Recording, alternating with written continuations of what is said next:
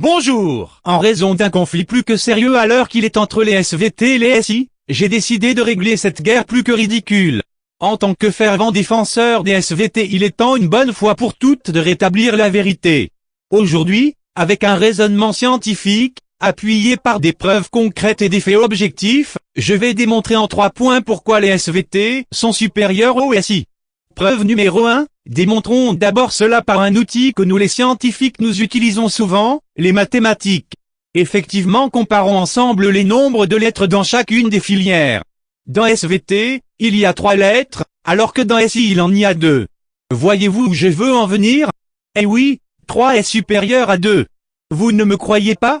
Voici une démonstration pour appuyer mes propos. Si la soustraction de 2 nombres donne un résultat positif, alors le nombre auquel on en soustrait un autre est plus grand. Faisons 3 moins 2. Cela fait 1. Lisons à présent ce que dit Wikipédia. Le nombre 1 est l'entier naturel représentant une entité seule.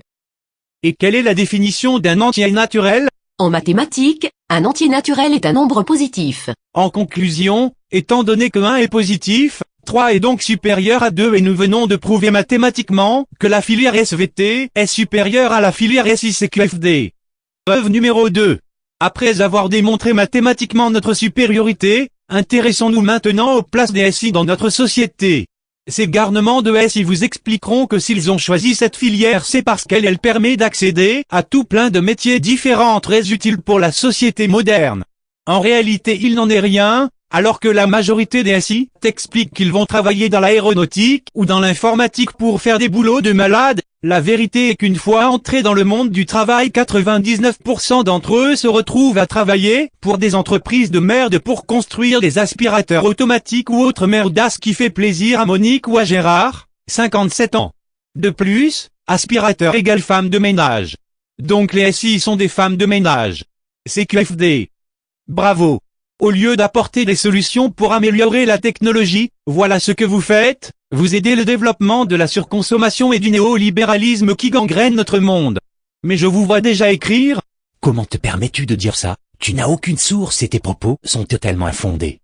Eh bien figurez-vous que je ne mens jamais. Voici un article du Monde paru en 2012, je vous laisse le lire pendant ce court instant, les sources sont en description.